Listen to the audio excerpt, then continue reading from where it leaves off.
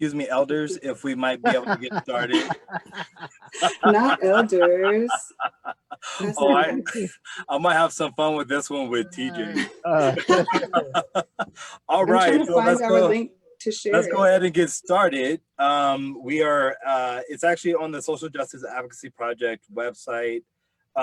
We are here this evening for what I think is going to be a fantastic conversation. In fact, I've been kind of waiting to have this conversation, especially with Tyler, because she's in the young generation, and there's a new brand of energy, and I'm chomping at the bit to understand it a bit more. But at the same time, I know Miss Rashawn and Mr.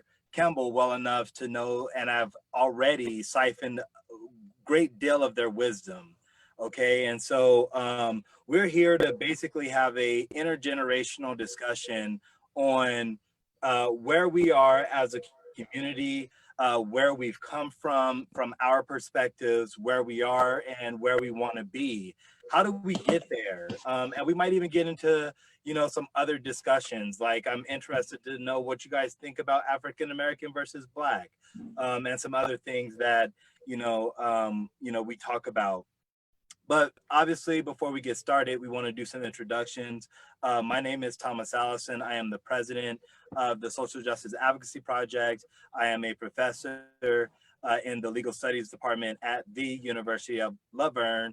And I am incredibly happy to be here with my esteemed panel. Mr. Campbell, how about, and we're just going to go based on my screen here. okay. My name's TJ Campbell. I'm an entrepreneur, insurance broker, and consultant. I'm a civic engagement and social activist. I've been working in the nonprofit and civil engagement sector for 20 years. I coach basketball, and I'm also the president of the San Gabriel Valley NAACB. I know that's a lot of hats to wear, but I see it all as the same thing in living my best life. All my passions is lived through my work. So I don't work a day in my life.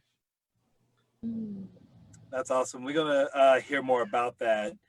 Tyler. So, and I guess it's important since we're talking about generational. Yeah.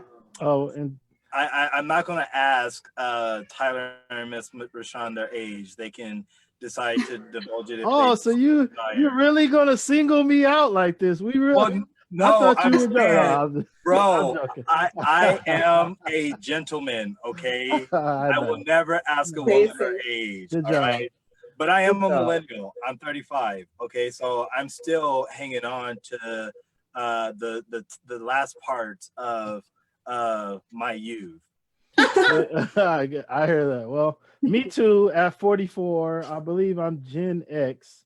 If that makes I'm not even sure if that's correct, but I believe it's Gen X, right?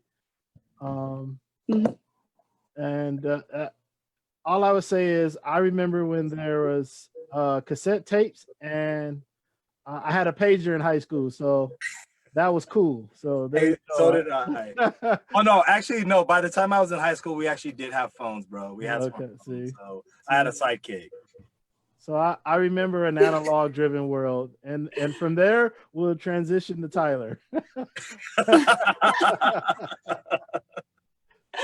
Well, I think that I would rather talk about my age because it's a really weird transition. I'm 23, so I'm at I was born in 1997, so I technically am like the very first year of Gen Z, I think. So I'm a Zoomer. I don't know. That's what they call us now.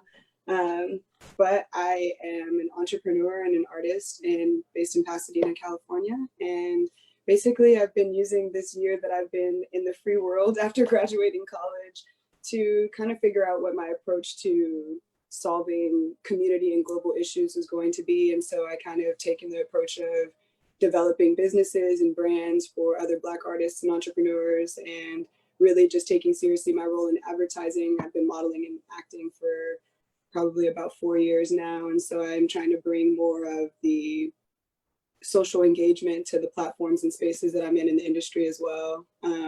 I think that a big part of my work is really just being a support system with resources for people that are really on both ends of the generational spectrum. And so I work with a lot of like older Black people, and I work with actually a lot of young Black people. And so I kind of just sit in this really middle position of trying to figure out how we can collectively reach our goals without stepping on each other. So I'm just in this trying to use my communication degree for some good. But yeah. Very That's great. nice. And last but certainly not least, Miss Rashawn. Oh, I am so honored to be with you young people.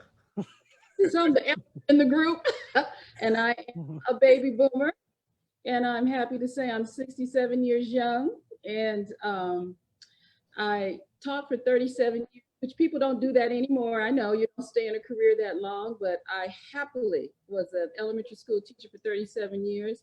Next week, my husband and I will be celebrating our 45th wedding anniversary. Yes, married to the same man, a lady in the nail shop. Oh, The same person, yes.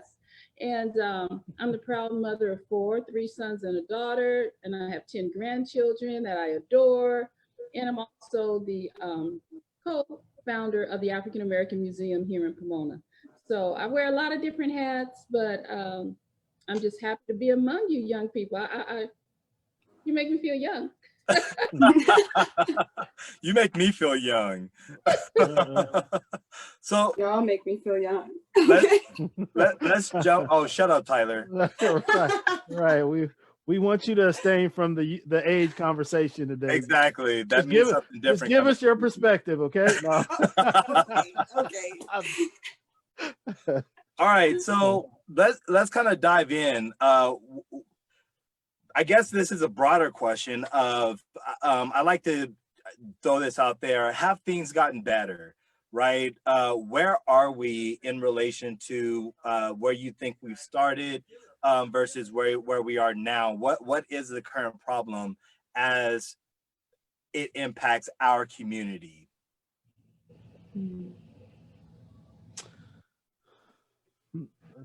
That's a great challenge. Yeah. Challenging question. Go ahead, Tyler. I can't really speak on have things gotten better. I've only been here for a little bit. But I would say that in many ways, I see where things have expanded upon the foundation that was laid before, and that there were a lot of batons that were successfully passed. I see ways in which we have been disconnected from certain things in ways that it hasn't gotten better or has remained stagnant is a better term. But I do think that there is a lot of progression based off of the foundation that was built prior in a lot of different ways. Well, and Tyler, I guess the question that I would pose to you is, how would you characterize the problem? Okay. And really that question goes to everybody. It was kind of a two-part question. I know as a lawyer, you're never supposed to couple your questions, right? But not only, has things gotten better, but also like, what is the problem to you? The problem to me is something that I brought into a panel, a conference that I did a couple of years ago at the Claremont colleges. It was a Black Intersections conference, and the woman that was coordinating the conference was actually a Laverne alum. And basically what I was presenting on is that there is a disconnect with the Black consciousness, and there really is a deeper level that we look at spirituality and our like minds and the way that we actually utilize our like physical vessels to help us interact with the world. We have been really, really disenfranchised from that language and just that level of thinking. And I think that sort of, there's a reason why like the first point in the Black Panther like 10-point program is about the creation of destiny. There is a lot to say about like manifestation, and when it comes to like the actual conversation about philosophy dialogue right now, currently, it is this shift between material being the basis of reality and consciousness now being the basis of reality. And so we were already in tune with that, and we are as people very in tune with that. And I think that the problem in itself is a disconnect from, I think, what is very natural to us. We don't really know what is good for us, because everything that we do is always what's best for everybody. And we have to start to figure out what is best for us specifically, because I don't think that any of us really have that answer yet, very specifically. You know, that's a great point. I think when you think about how we function, that's one of our biggest challenges. And so my answer, and not, you know, is separate from Tyler's, but my answer to what the question of what the problem is if I look within our culture, is communication. If I look outside of our culture, I would say it's denial.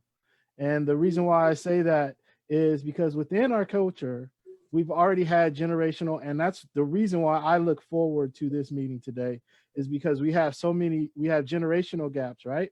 And then if you look at what's happened between Mrs.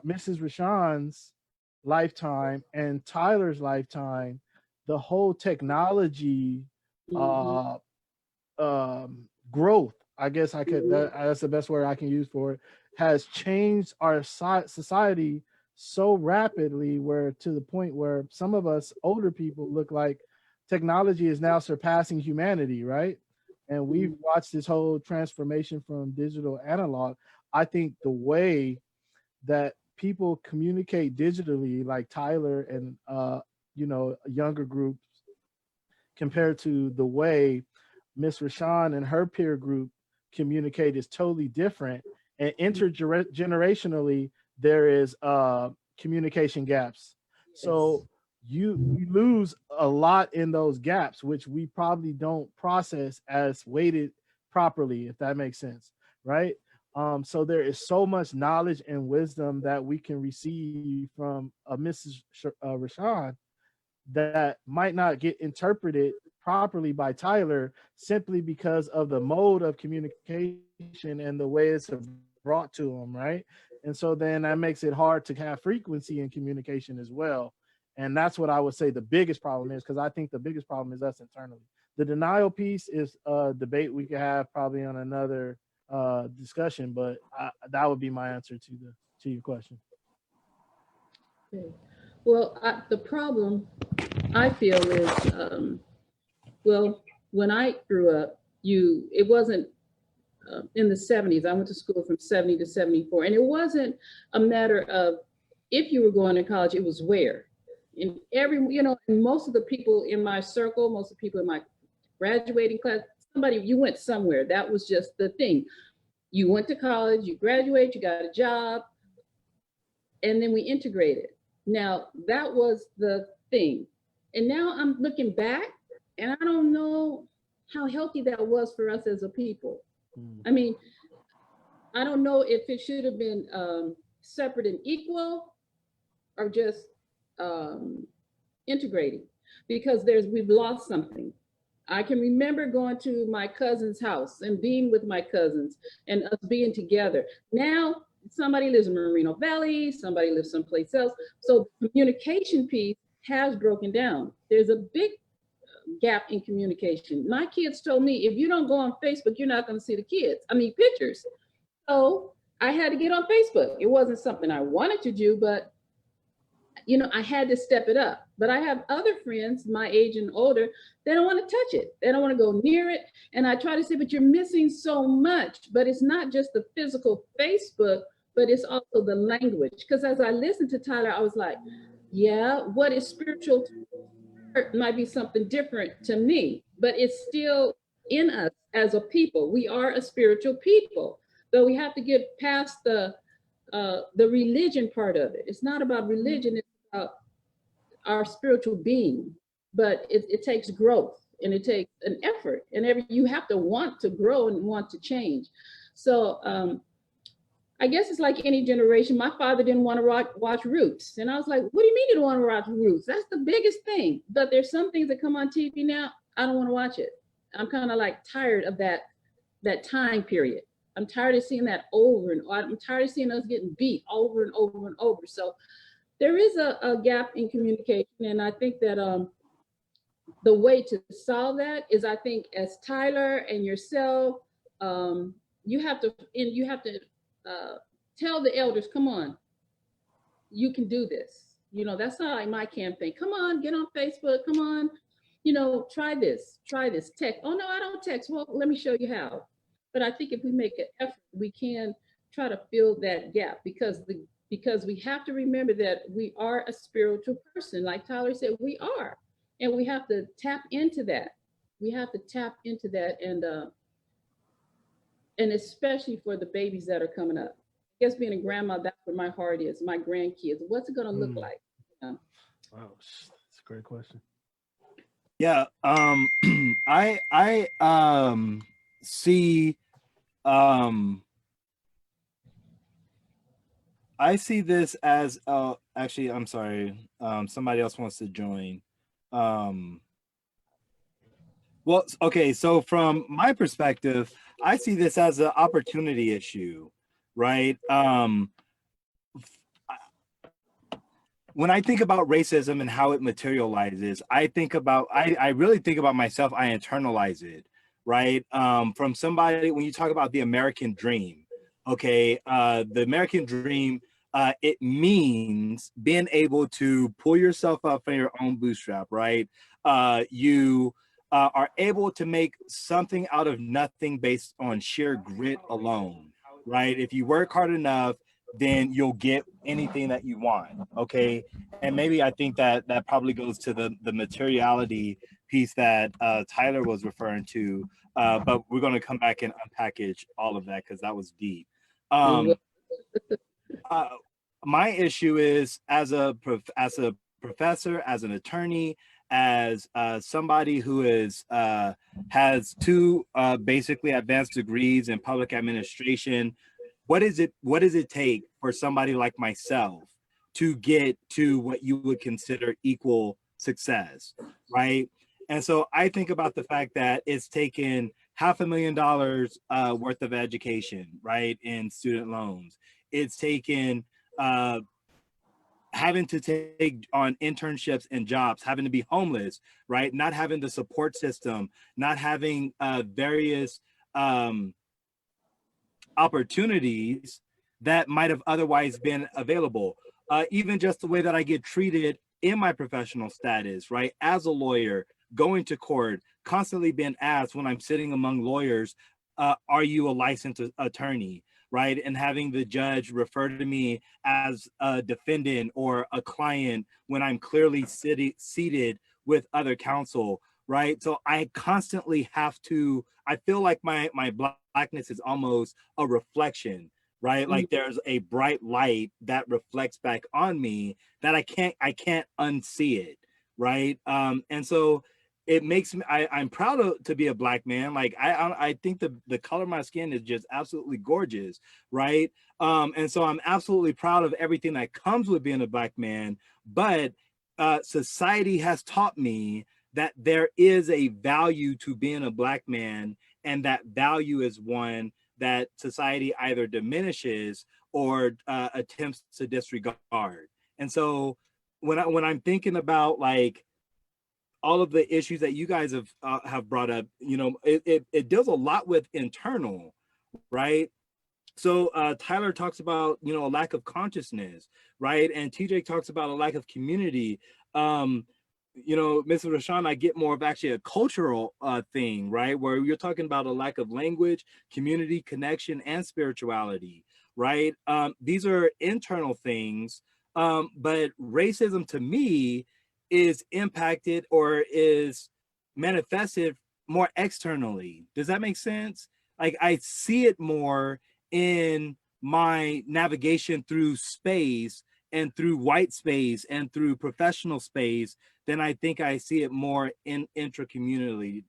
That's just the way that I would characterize the problem from my lens.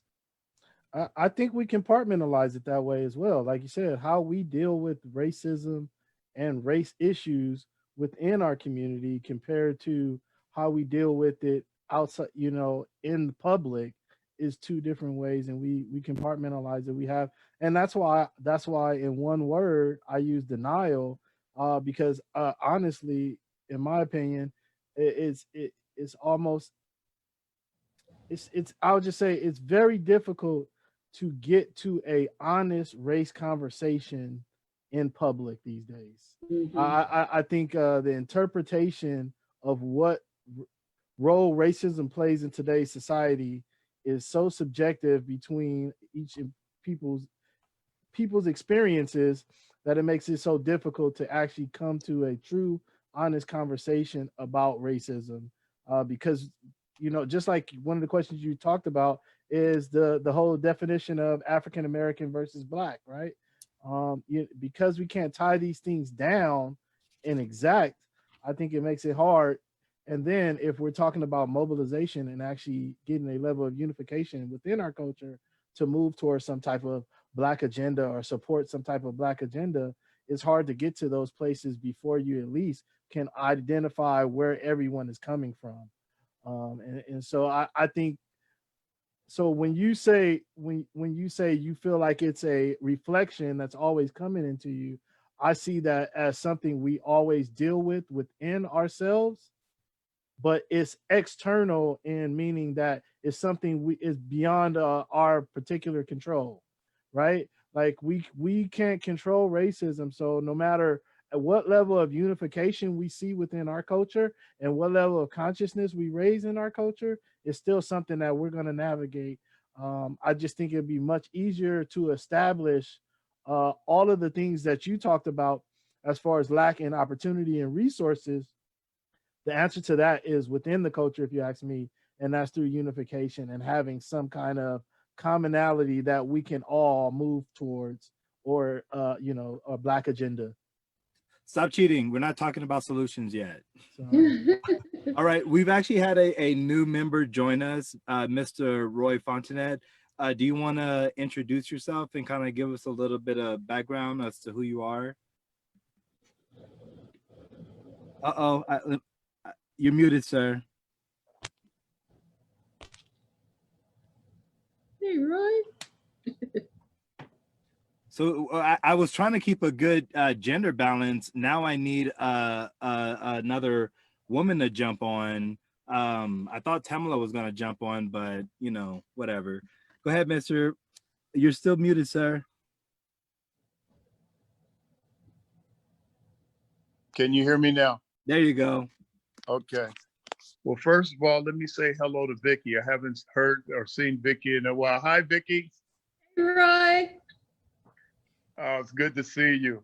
And to the others there, I saw, I believe it was Tyler that was speaking, and then the gentleman from NAACP, what was his name?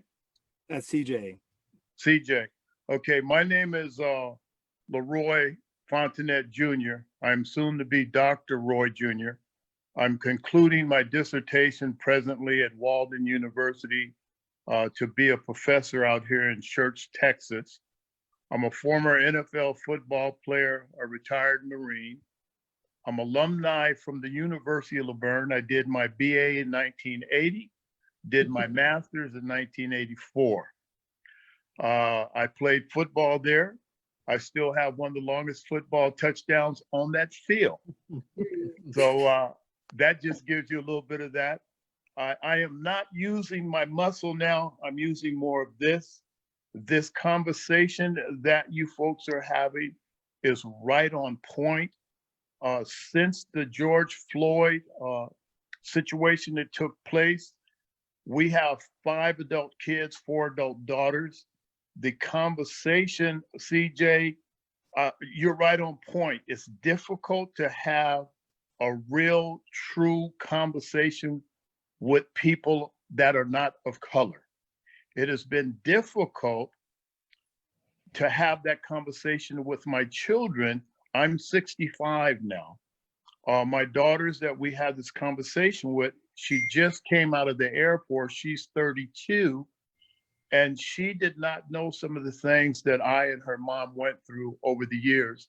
But because of the George Floyd situation that took place, it has brought a lot of light. And I would fall into the same category as Vicky as far as age goes. We have done and seen a lot of the things that y'all seeing right now. The only difference is we have television, COVID-19 kept people home. They didn't have pretty much nothing to do but look at TV, so they saw some of this ugliness that took place. You are correct, Tyler. When you made the comment, I believe it was, that a lot of us older generation, I just went from a flip phone to an iPhone this past year. That just gives you an idea of denial, as CJ was saying. We didn't want to jump into the current stuff. So there's a lot to be said, a lot of conversation that I think needs to be taken care of at the table. I do have a few suggestions, but as Thomas said, we don't want to get to that yet. So I'll hold off. Welcome. Nice to meet you, sir. Good Vice times. versa. Tyler, I wanted to go back to you because quite honestly, everything you said was so elegant, and beautiful. But I'm a lawyer, okay? Oh, man. I'm not a philosopher, and some of it, was up here. If I got to be real, okay? I'm a real petty person. I'm so sorry. Well, no, and here to TJ's point, right? I think we have a pride issue where some of us get in conversations, we take off from those conversations, and we're too prideful to say, "All right, pump the brakes." What does that just mean, right? Yes. And I really want to grasp the meaning of what you're saying. Okay. So dumb it down for me. And I hate to use those terms, but dumb it down for me. Okay, we're not dumbing it down. We're making it more palatable for everyone. There you go. There you go. I think that really the place that I come from is that the answer, and we're not talking about solutions, but I would say that the issue is that we aren't liberated in a sense that really makes us feel that. We feel liberation in spurts, but we don't feel liberated in general. And a big thing when it comes to spirituality, to Mr. Sean's point, is that it really isn't about religion. It really gets down to a core of how we utilize literally any vessel that we're given to create better circumstances for ourselves. And so utilizing our own spirit, human spirit, our whatever spirit that you feel connected to, that is like our vehicle to continue moving in terms of like making substantial change. So I would say that really that like to that point, it really is that we are missing a fundamental leap in which we contribute to the world. And the world is also not recognizing the way that we contribute to that. And so throughout history, we are really, I feel, one of the prominent groups that was able to take Western Christianity in the way that we were given it and turn it into something that allowed us to create opportunities for ourselves, to create new ways of thinking, to create new ways of communicating with each other, to create literally a space for us to congregate. And I think that is just a model for what we could do in a lot of other things that we all collectively share in that value. So I think that it's really hard to like dumb it down in a sense, because it really is challenging people to think a little bit more deeply about the things that are going on around them. So like a big piece of that, now that we're even on that conversation about needing to dumb it down, in my opinion, is literacy. Like by the time we're in 3rd to 4th grade, people are way too embarrassed to say that they can't read or write. And so they're just going on throughout life, navigating, not being able to read and write well. And so they're not hearing or reading or receiving any of the information that we're talking about. And so that's the older generation who is still reading, who is still very dedicated to writing, who still understands the benefit of speaking well. And they're not getting that. And that's the educational system's fault. Like we're able to cheat way too easily. We're able to figure out other ways to navigate or other ways to just get to the finish line, because they're not going to leave us behind. They're not going to tell us that they're going to help us any extra. And so it goes down to like literacy and empowering people through reading, writing, and speaking, all 3 of those things at the same time. And then actually having this fundamental understanding that we as a people utilize anything that we are given to make our situation better. And the more serious that we take that, the like sooner that we will realize once the opportunity is there. And so like rather than like Dr. King called it the zeitgeist, which is like the spirit of the time. And so when you are like Rosa Parks wasn't the first person to sit on the bus, like, but the spirit of that time catapulted her into history. And we have to learn to use the spirit of the time. Like we always are right on these like alignments when the Black Lives Matter, Colin Kaepernick, like George Floyd, but how can we harness all of those energies and keep them moving so that we don't forget when times are like normal again? So there's, I don't know, Thomas, I don't know if that helped at all, but. No, it did. So Can and I I ask a guess, question? sure, yeah, sure. So, Tyler, I mean, I just want to hang out with you. I just want to tell you that, like, we really need to hang out and just. I just think you're so cool. We've talked. This is our second time hanging out, being on the Zoom together, and I'm just very impressed with you. EJ, she'll take some wings, bro. Well, Just cool. offer some wings. Hey, there it is. Then that's it. But just to kind of pick your brain. So if you say literacy, right, and I think for us, literacy does mean reading, writing, and speaking. You know what I'm saying? Whatever you learn, those are skills that we were taught growing up. Now, I mean, look at where we are. We're going to be challenged with you're not going to be writing. I just taught my daughter cursive during last semester's COVID sit down, right? So when we're they close schools. We actually, one of the things that we brought to my daughter, who's a fourth grader now, a fifth grader, going to be a fifth grader, is we taught her how to write cursive because she's not learning that at school. They don't teach it anymore. It's considered a waste of time.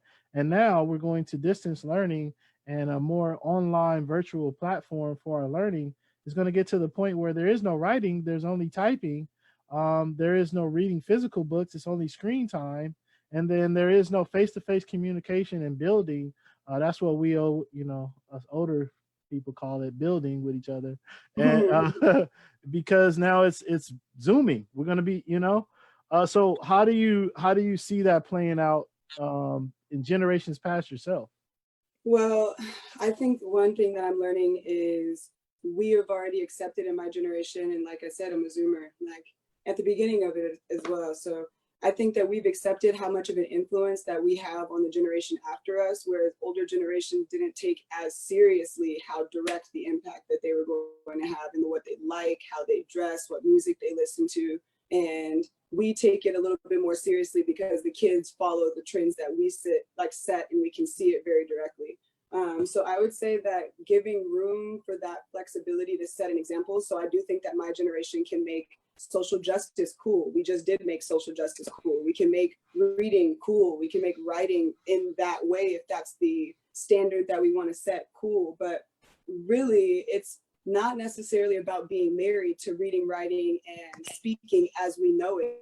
It's about having these as models so that we can find other ways, because it's really about expression, giving people tools for expression. How can you articulate yourself? And without being able to articulate yourself, you can't advocate for yourself. And so you're always helpless and vulnerable or at the whim of somebody else. And so whichever way that we need to empower them to express themselves, whether that be typing, speaking through Zoom, formal like training on how you get this to be more interpersonal, like those are valuable skills. I actually was just talking about that today, which is crazy because I can type a ridiculous amount of words in a minute. And that was something that I learned. I lived in Detroit growing up, and I didn't go to schools that had a lot of budget or anything like that. But from third and fourth grade in my generation, they were teaching us how to type with like blind, with no keys. And so we had to figure out how to type without looking at characters. And so now I type really, really well.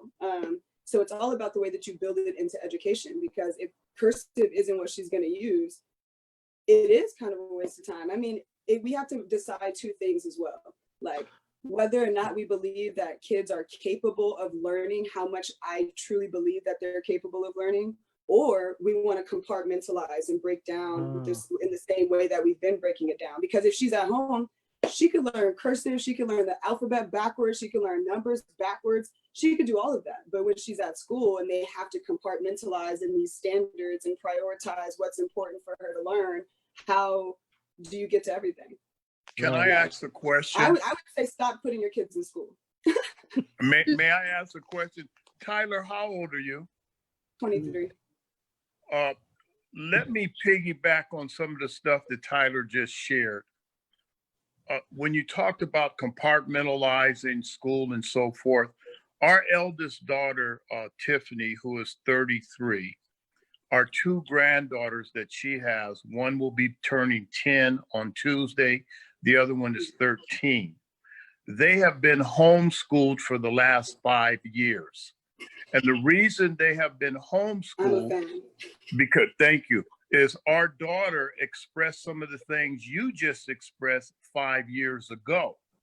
The youngest daughter was in school playing, and her little white friend came to school the next day and said she couldn't play with her no more.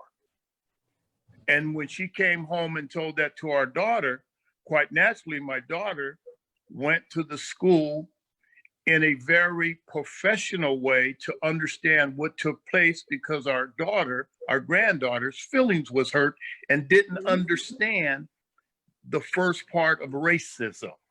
Mm-hmm.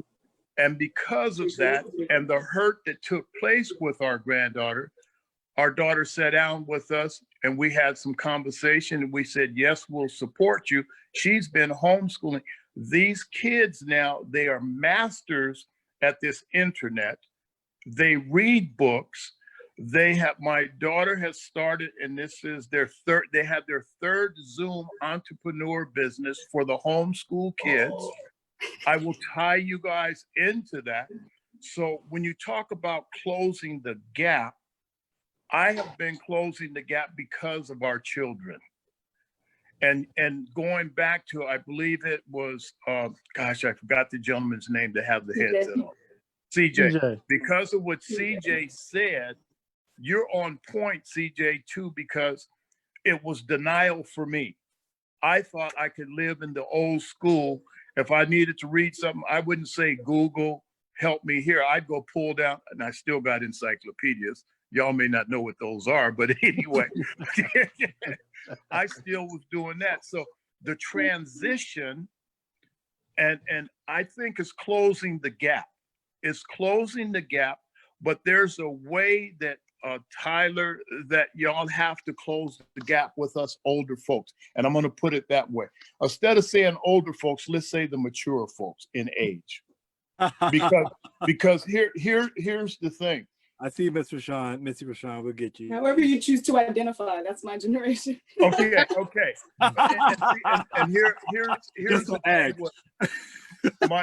My daughter has found a way to transition us, and she doesn't call us the old folks. She says, this is something else that you need to put into your toolbox. Yes. Mm-hmm. Now, see, she tapped into what Dad understands. You get me a tool, and I'm all for that. So this is something else you need to put into the toolbox. So there has to be that gap closed, but you have to use some kind of terminology that we can identify with, as well as you identifying with us, because I'm from the old school. If you say it incorrectly, I'm gonna think you're being disrespectful. Mm-hmm. And my mom was raised by her grandparents, my great grandparents, and so I am in the same type of boat. I think I want to be as concise as possible in everything that I say, but I do think that when it comes to young people figuring out what the language is, where their language pool is coming from, a lot of the time they really don't know what phrases or words are going to be the ones that are like the keys that just unlock that door. But I think that it is on younger people to develop a communication style that is tailored or fit to the more mature people, because I think that us being conditioned to not take care of the people that age in our lives is like another like real agent of white supremacy. And we're taught not to want to bridge those gaps because of how white people treat their loved ones when they're aging. Absolutely. And that sort of lack of concern or responsibility or accountability to extended family members and that like closing of tribe, that's not us. So like the young people who don't get that really just haven't figured out that that's not us yet. Understood. Sean? I have 2 nieces and 2 nephews, to your point, Tyler, that my sister homeschooled. Now they're your age and they're all college graduates. And they're businesses. The whole family was like, why you got the kids at home? They need to be they, all four of them are success stories. Now, to your point, most of our children are in public school.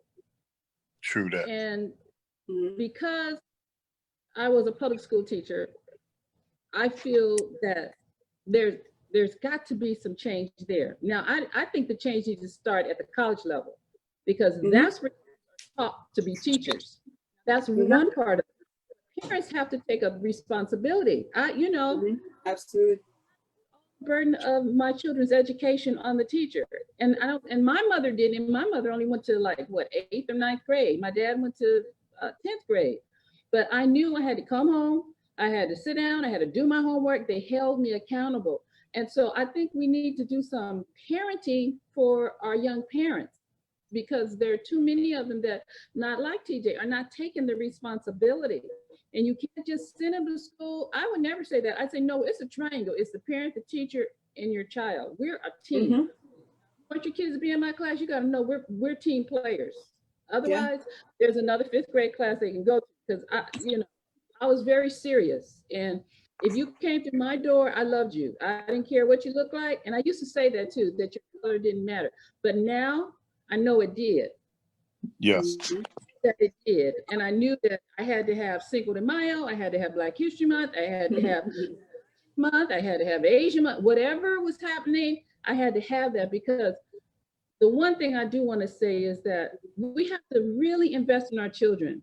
When my grandkids come over, I try to tell them, oh, the sky opened up, the stars are falling, the star has opened the door. We have to create that.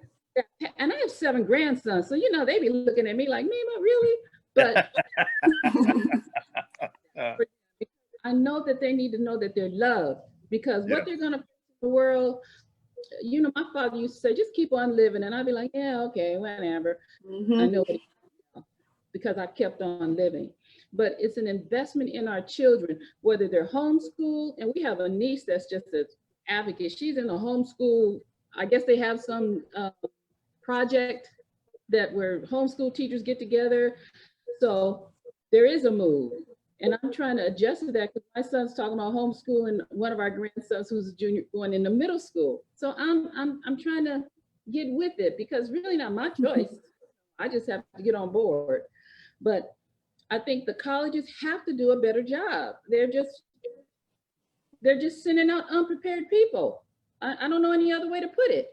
And then our kids are sitting up in the class, and why are the Black kids always in the back? Don't get me started. So I'm gonna stop. Don't get me started. So, I actually have a question. I just want to.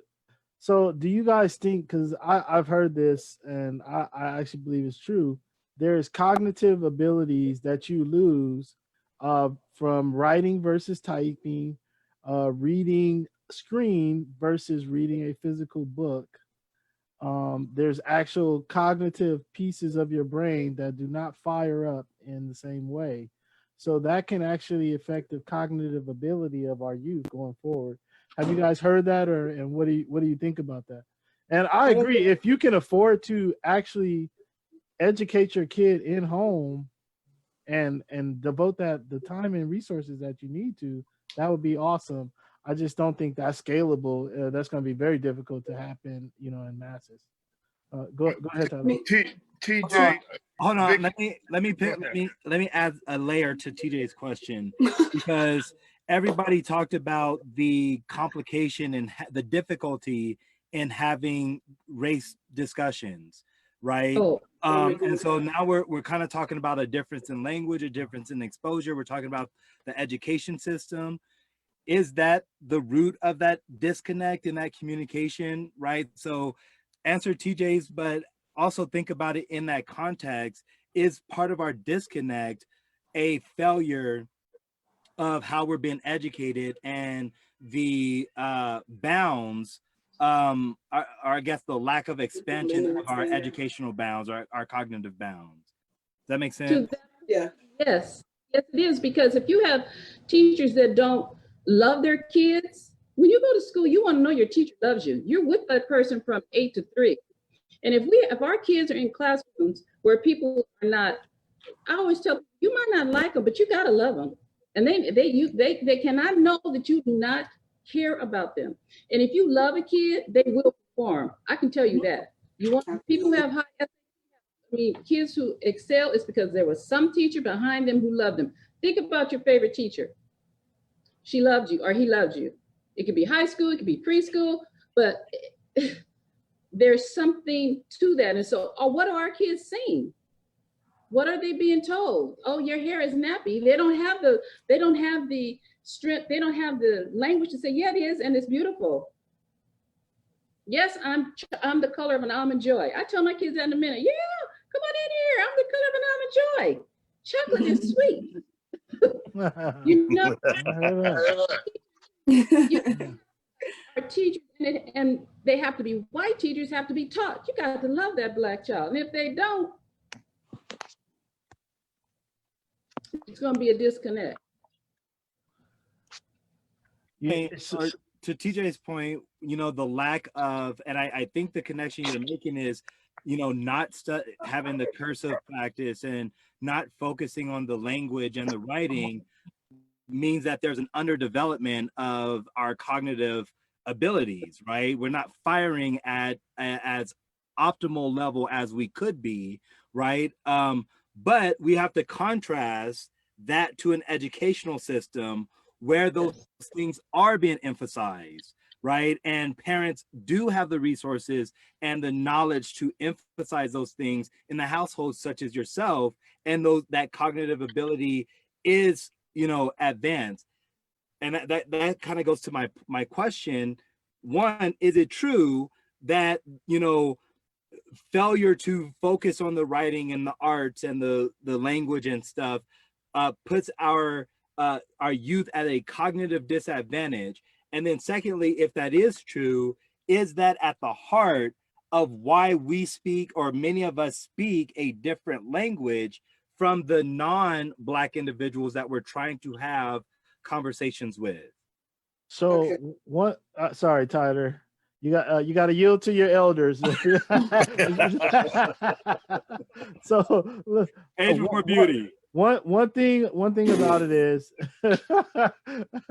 one thing about it is whether it's true or not, I can't confirm it, so I won't say if it's true or not. It could be that you use a different part of your brain, and so reading and typing might stimulate a different part of your cognitive abilities, and you get a stronger development on that side. I don't know, but what I can say is that those are actual foundations of communication, right? We learn how to communicate, reading, writing, and talking to each other in a powwow face to face. And now those modes of communication and those elements have changed. And that's why a younger generation, Tyler's generation, they can communicate on Zoom, virtually and through social media so much easier, right? And I think also what creates the gap is the way information travels. Like if you think about the speed in which things travel now, as far as information, compared to, we had to wait for the morning newspaper to tell us what happened the night before. Now we get live, direct video of anything that happens, and it's almost instantaneous. So, and I'll shut up, Tyler, because I can see you have something great to share with us. I was listening. First of all, I'm an active listener, but I think we are like having conversations about, like, there are nuances that can make this conversation a little bit different. But I think the element of digital communication hindering our cognitive ability, in my opinion, has always been used as ammunition against younger generations to try to invalidate the things that they really do know.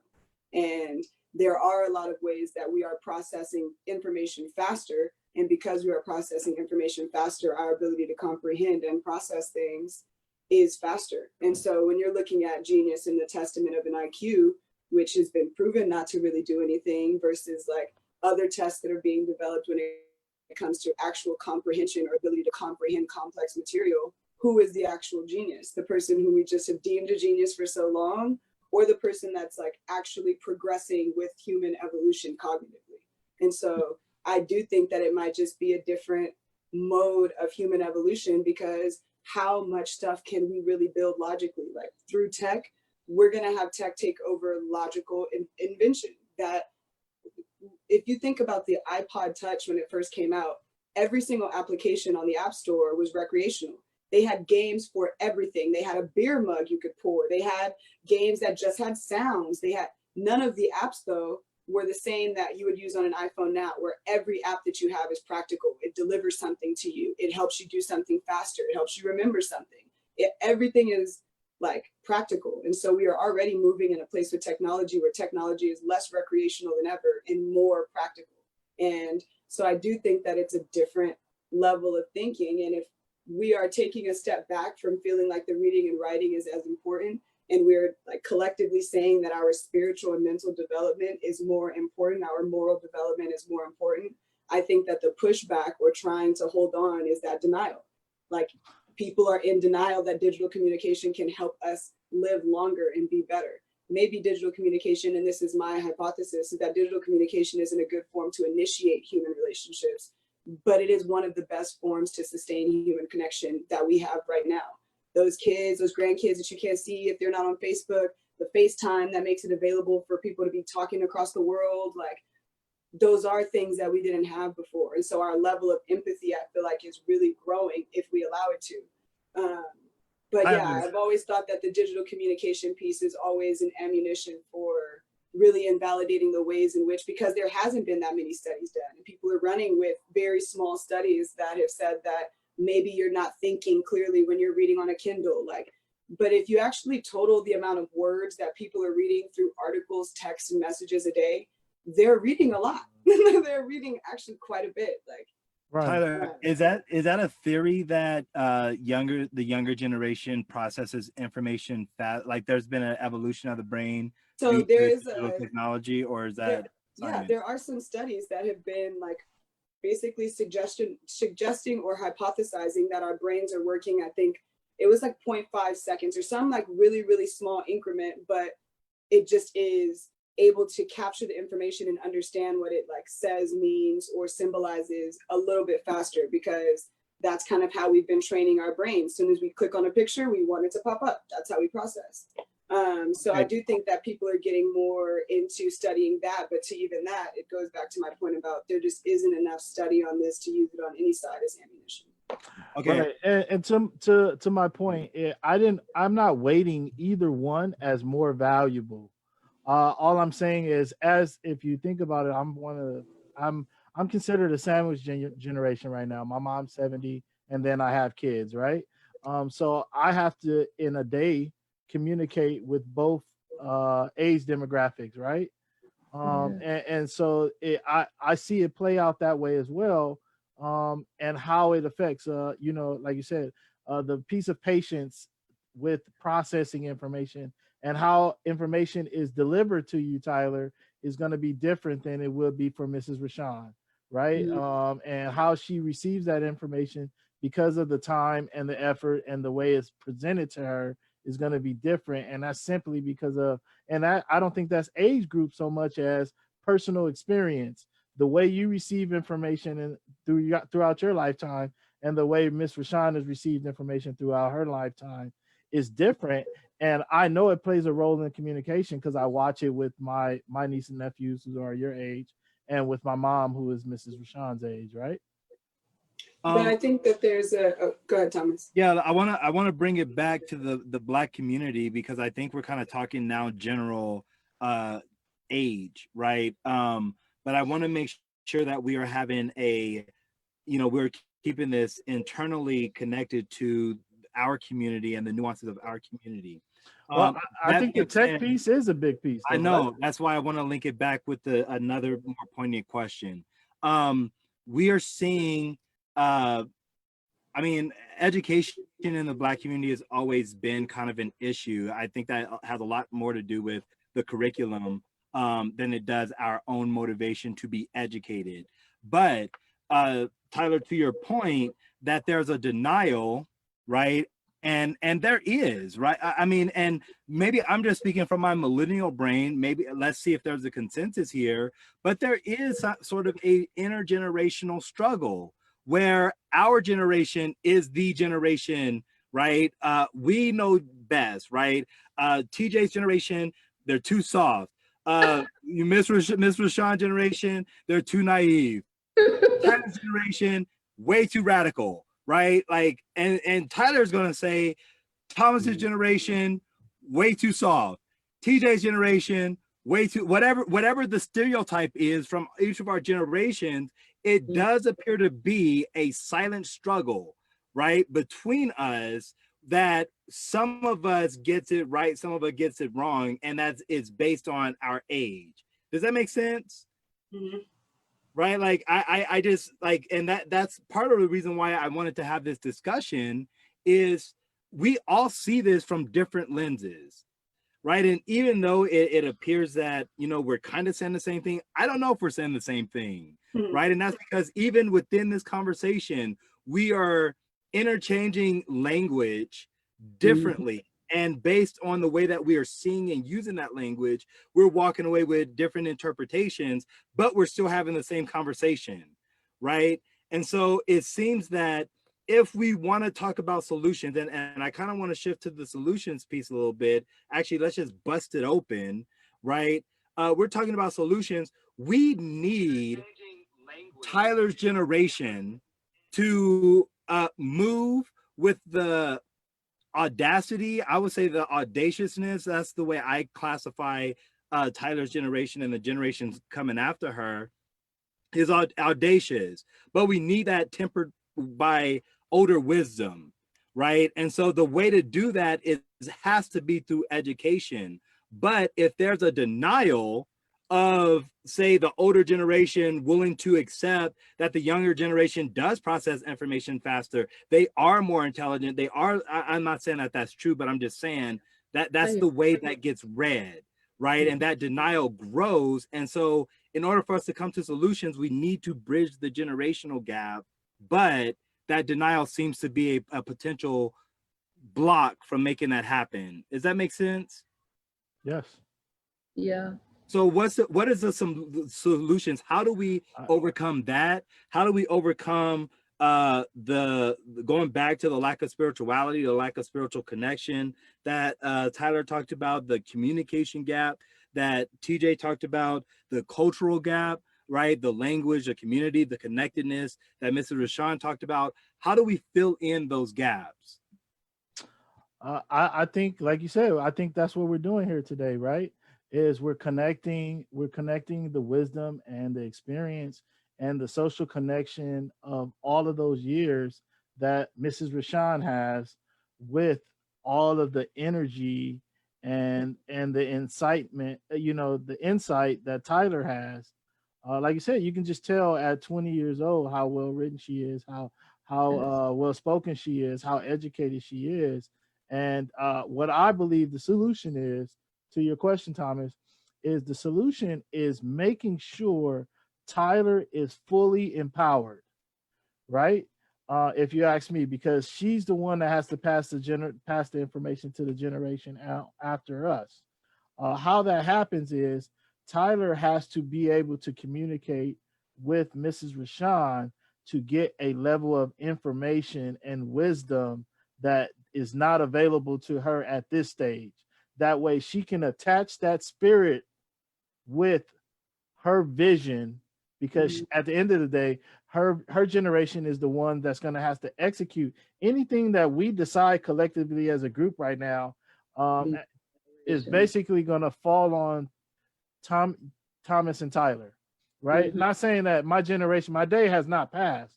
Don't get me wrong. And I wanted to say that as well for you, Mrs. Rashawn. I'm not saying our days has passed, but what I'm saying is we are at a stage where it's more about us empowering you guys with wisdom to use your legs now. You got the young, like I'm like I stated, I'm a basketball coach.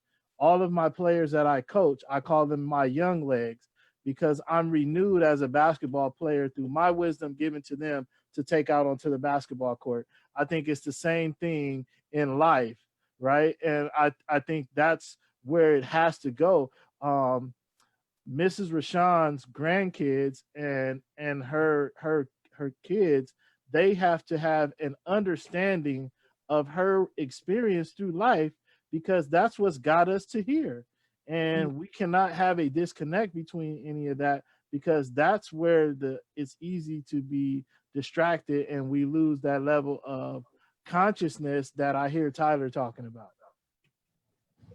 I think it's really important that Tyler, I'm just using Tyler's generation and my Right, generation, right. uh, that we have an avenue where we come together. You know, ladies used to have teas. People used to go to church and our Sunday school, and there were different activities in our community where when I was your age, I was well, no, I was off, but when I was younger, you know, 17 and 18, I was around the older ladies, you know, because once you go to college, you're gone, you know, you're doing something different.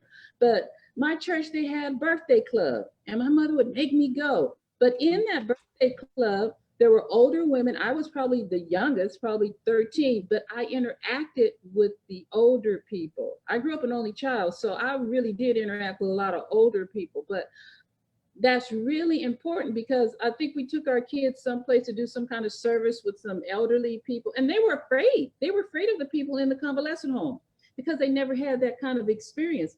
But we do have to find ways for us to meet together, to talk together, to do projects together, to share, you know, like we're trying to do things. And I'm like, well, we need some young people to do this. I don't know how to do this. Mm-hmm.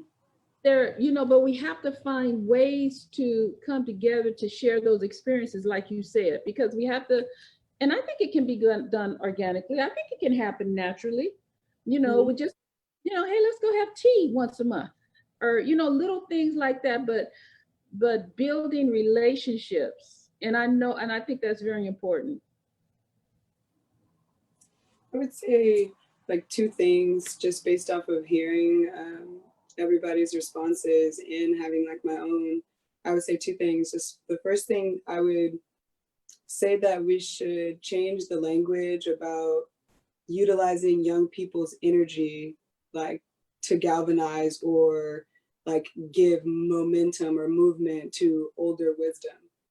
That language, I feel like like it insinuates that one, that we're going to be doing labor, that this is like work for us, that we're expending or expelling energy. And if there's anything that you know about generations, starting with Thomas, is we're not doing work. That's not what we want to do. And we will work because we feel like we have to, but labor is not what we want to do. So if we're talking about getting more specific about language that's going to be received, it's not that I'm giving the energy and you're giving the wisdom. We're exchanging wisdom and we're figuring out how to collectively move energy. And I'm like, I also don't work for any generation. I have my own ways that I feel like I should solve the world's issues. I have my own solutions I want to contribute. So it isn't just about receiving wisdom for young people. They have a lot of wisdom to give.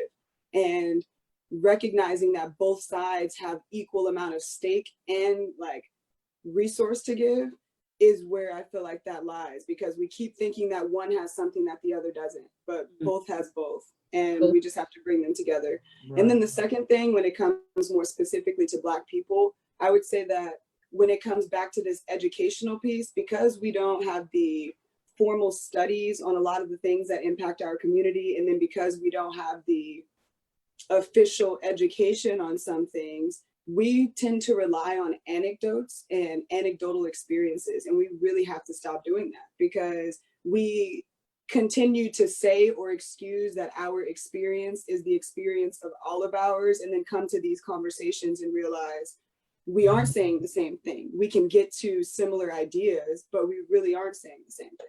And so this like anecdotal experience of, because this has happened to me or is happening in my experience, is the reason why generationally there's a gap. Because yes, you have more experience, your anecdotes, you'll have more of those. And so if that's the only, like, if that's what's going to validate the conversation, of course the young person isn't going to feel like they're heard. Of course they're not going to feel like, because they're being required to give evidence on experience that they don't have yet.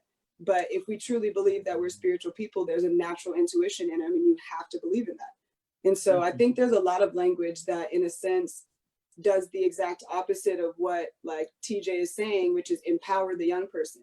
You're actually draining the young person and sucking the life out of the young person and saying that this is going to be better for the generation after you. So just like continue to leech off of each other instead of how can we both bring positive things? How can we both be contributors versus just exchanging? Because we have way more than just like exchanging the little bit. We're like thinking in this, like we don't have enough to give. We have way more than enough.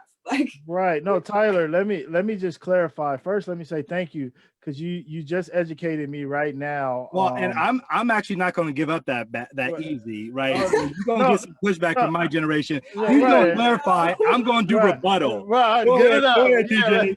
TJ. But when I say it is, when I no matter how I say it, I am referring to a knowledge share intergenerationally, and with proper value on all sides, right? Yes. So I just want to clarify that. I don't take it that way. I'm just, No, but I no, how they but take I it. no, I get it. I heard it in you. I actually had you just sounded like my nephew in the discussions that we have. He's 26, right? And so when I'm trying to communicate something, I see what you're saying because of the language I use. It Yeah. undermines him and his Yes. reception of it, and then he discounts everything Then that was instead in nothing it, else matters. right? And then all of the value of what was packaged. About to That's what I'm happen. saying. So that's what I'm saying about educating you. Now, Tyler, get her because she's young. No, I'm just Yeah, I'm gonna get it because she's wrong. She's wrong. Okay. oh, Could be wrong. Well, and this here's and actually I'm gonna go back to your own words, right, Tyler? Because you know that's what we do. You said your generation has the obligation to communicate upward and downward, and you said that your generation is the only generation that has the impact on not that has the impact, that values the impact that you have, right? So that being said, you took a lot of, and I was going to ask other generations, do you believe that that is true? Because if that is true, then that means the onus is on you to correct that language, right? But let me finish. Hold on, let me finish. Because I that's the language issue, right? Because you're the one that said that your generation bears the burden of fixing language. But the second issue I want to bring up is, and this is why I classify your generation as audacious. And this is why I wanted to have this program. It took us an hour and a few minutes to get to this clash, but we are here. Tyler showed her he had it out for me. That's on record. I would like to chime in as well when you get a chance. Oh, I know. Hear from but somebody. I want to put mine out there so that Go ahead. when Dr. Rashawn comes in, he just sweeps the floor, and then I won't want to talk. But here we go. You state, right, that this is a equal sharing. Yes. Okay, and that is not true. Okay, and that is where I think the generations suffer. There's a value to time. There's a value in time. There's a value in maturity.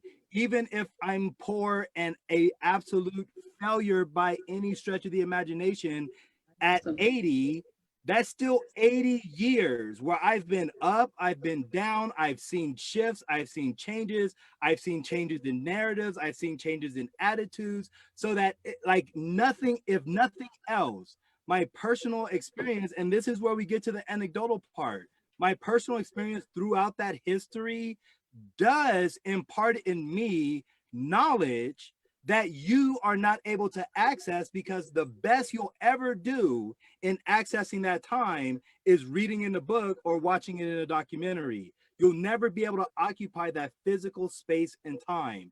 And that in and of itself is something unique that older generations bring to the table.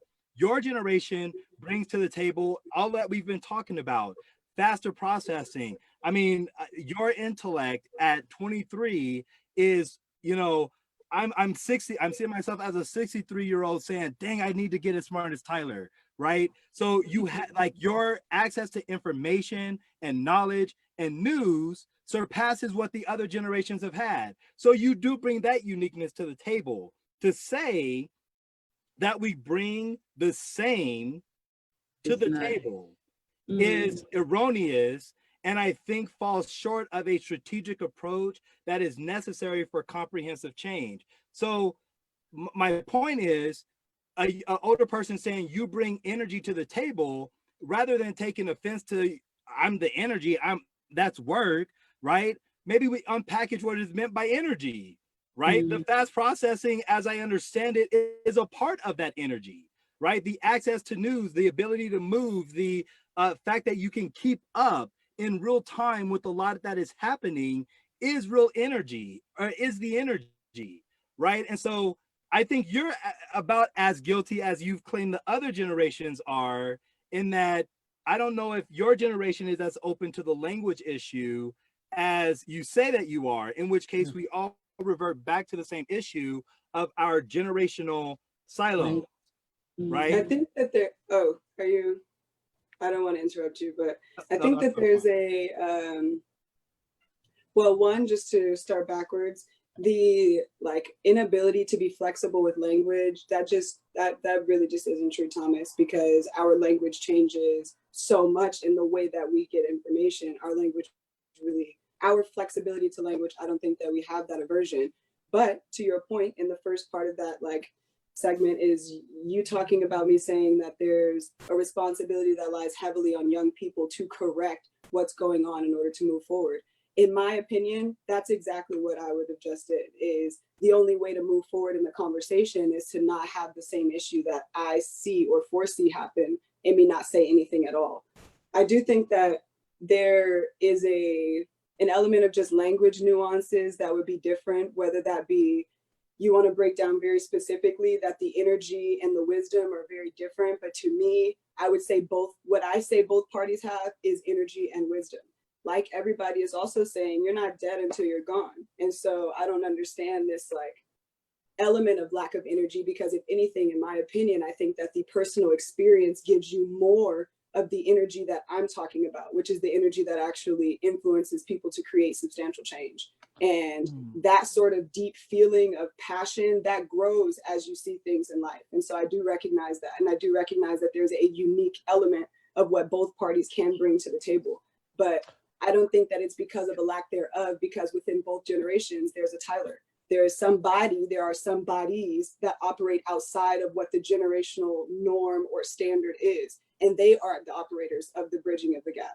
It's not that there's one generation, I believe, is the bridgers of the gap. I think there are bridges on both ends. Bridges have two ports, not one. And so there isn't this element of like one person or one party is doing more than another. If you want to value the unique things that we bring to the table differently, I think that that's just a personal, but it doesn't make a difference in the way that I would approach the situation, because I still would value my time, but I would also still value the wisdom, and I would also still value the time of the other person, regardless of their age. And I would also still value the wisdom that I'm bringing. And so I definitely think that it's language nuances more so than it is that we're saying very different things. But yes, I do believe that there are people like me within every generation that do have the responsibility to bear the work. Just like there are people like me in my generation that are going to be the ones that reach forward and backwards. If we really want this to work realistically, are we saying that we're just going to leave all of that responsibility on a particular generation? No. So at no point we're saying that. And so if we already know that we're all going to do the work, I just feel like that goes without saying. So, but the thing is that we all fit in a specific, in a certain position better. We are better utilized in different places. And that's why I categorize it that way. Exactly. And it's not to undervalue anything. Like I said, I think it brings value, appropriate value to each party. But let me ask you this, Tyler, do you believe that there's value in experience? Because while we can say there's wisdoms on both sides, experience on both sides that can be transmitted, there's one thing that Miss Rashawn brings to the table that we cannot match, which is life experience. And I think that has a value. And I guess that is added into the word wisdom when I use it. Right. I think that I do believe that. And that's why I use it. Sorry, that's why I use it towards elders and exclude the youth out of that, not taking away the wisdom that you have, but recognizing the experience that Mrs. Rashawn and her But generation had. if we're talking about language, what is the aversion to adapting the language to fit the person who's receiving the message? But If that's you my are point. also operating as like because I'm saying that I am willing to do that, but if you are saying that you want to reach younger people on this end, it is my job to correct you, and I think that you can approach it differently. But now I feel response is that I shouldn't mention that we should approach things differently. No. Okay, so what let me be clear. What do you guys think that I should have said when it comes to being And clear I want to about clarify what you meant. I want to clarify what you mean by not having an aversion to language, because I think we're taking that to mean something different. When I hear you say, I don't have an aversion to language, that means you have an openness to language, so that when TJ uses something as like wisdom, you don't impute or imply a meaning on that term. You're open to the way TJ is using that term.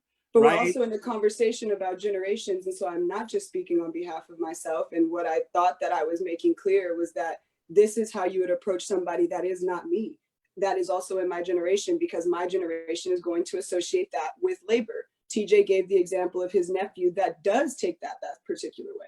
And so it isn't just about how I take it, because like I said, there's anomalies. I would consider myself an anomaly at 23 in every generation. And those are the bridge builders. Those are the ports to those bridges. I guess that's what the issue is, that we're here as representatives kind of for our generations. And I know that you are an exception to the generation, but I would say everybody on here feels that way. You know what I mean? I feel that way. Dr. Sean. Myself. Well, go ahead. Sorry. But I agree. And we're not attacking you, Tyler. I think we have to have this communication because we have to understand your view.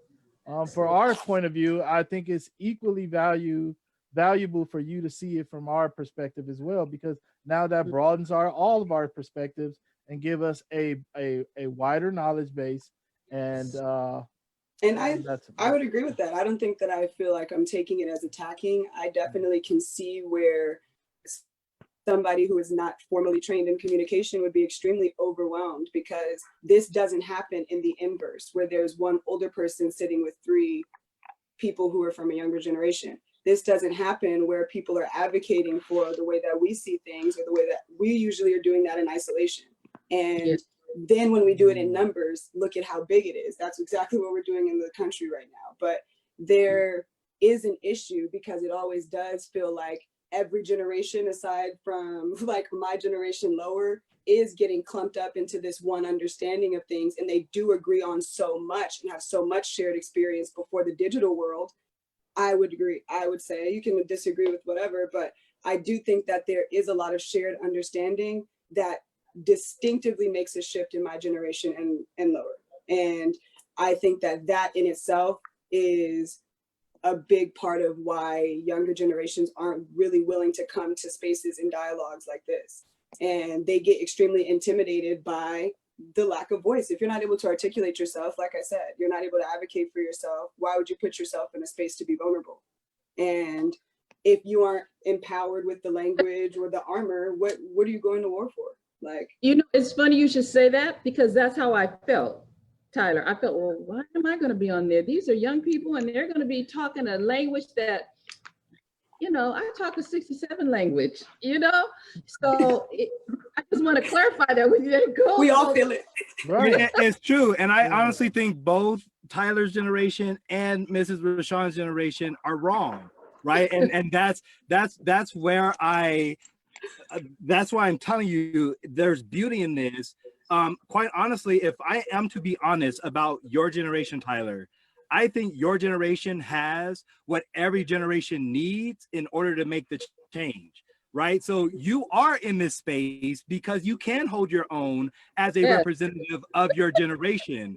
But it is incredibly important, not only that we be able to hear from you, but that we be able to go back and forth with you. And that's exactly why you're here, because you can go toe to toe. Dr. Rashawn's about to talk, and I know you're going to be able to go toe to toe with Dr. Rashawn, right? I'm not going toe to toe with her, because it is a lot of heavy lifting that your generation has to do. But quite honestly, I think I feel that same burden when I'm in my professional meetings and everybody is, I mean, very rarely am I in professional meetings with people TJ's age, right? Like it's always the generation beyond, right? So then I feel that same burden of having to step up and be that voice, right? So at all levels, I think the generations have to own that isolation, right? But again, you're here because not only can you articulate your position, but you're able to contrast that position with competing positions. But go ahead, Dr. Rashawn. Oh, just Khalif. Hey, everybody. How you doing, sir? This is, I'm doing well, thank you. Tyler, it's good to hear your voice. I see your growth is just awesome as far as how you're able to articulate your position. You remind me of me a lot, you know. No, really, because that fire, we got to have the fire. But one thing we have to understand is that uh, we've had everything stripped. We're coming from a position of blind. Most of us have never studied our hair from an ancient perspective. We as African people are the foundation of all knowledge and wisdom on the planet. And just about every continent or culture you go to, not as much as European culture, but wherever you go to China, you go to India, you go to other places in Africa, you're going to find the foundation of civilization that lasts not just the 100 years after our so-called emancipation, or even the 400 years of our total, what do you call it, enslavement, okay? That's 400 years. We had in Kemet or Egypt like almost 500 years of the preparation for Egypt. Okay, and I say that because that's the light of the world today. And I know I'm going around the barn, but please listen to me. We set the foundation of social organization and social interaction between families and government. Even the Chinese, when you listen to Confucius and he talks about filial piety, where you have the elders that have the wisdom, and the young people follow that wisdom pattern. Not saying that the young people are not strong. The young people like you, Tyler, you are the warrior class. You are the warrior class. Okay. Now there is in a sense no equality, as I tell people today that I've learned. There's only fairness, and there's only movement to a supreme position for our people. And unless we've studied our history, we as people don't know what was taken. Our values, principles, and interests were taken away. So as you move, or as young people move in this society, and all of us, we're all young people, but we're like on all of us here with the basically 3 generations, we're on 3 wheels. And the 4th wheel that we are missing are the ancestors that are with us on a daily basis. That 4th wheel are our ancestors, because we don't even have a clue as to how they are with us on a daily basis. And then you go to the elders, who don't come equally.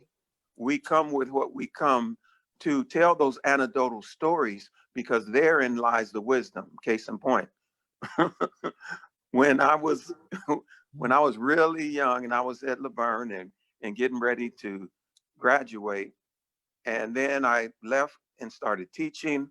I studied a little African studies, and you know what they say, if you know knowledge, you can be dangerous. Okay. And I changed my name from Gordon. That was my given name. Okay. And I knew it. I knew that, hey, Muhammad Ali and Kareem Abdul-Jabbar, they changed their name. And I say, who could argue with that? But my dad calmly told me, he said, you know, son, you don't know, you shouldn't necessarily change your name to Islamic names, because they did African people worse and Caucasian. And then he said, for all you know, your name Gordon, even though we got European names, it could be an African name. Okay. And so as I studied a little more, guess what I found out about the name Gordon? It was an African name that represent the African presence in Europe, because African people were the foundation of European civilization and culture. Okay, so my dad wasn't coming from just that he was articulate, but he wasn't as articulate as me, of course not. Okay, but because I had gone to college, he didn't go but to the 8th grade, you know. But he told me, he said, you know, for all you know. So I'm just standing on the point of there is a hierarchy of opportunity to lead. We, Tyler, are preparing you for your eldership.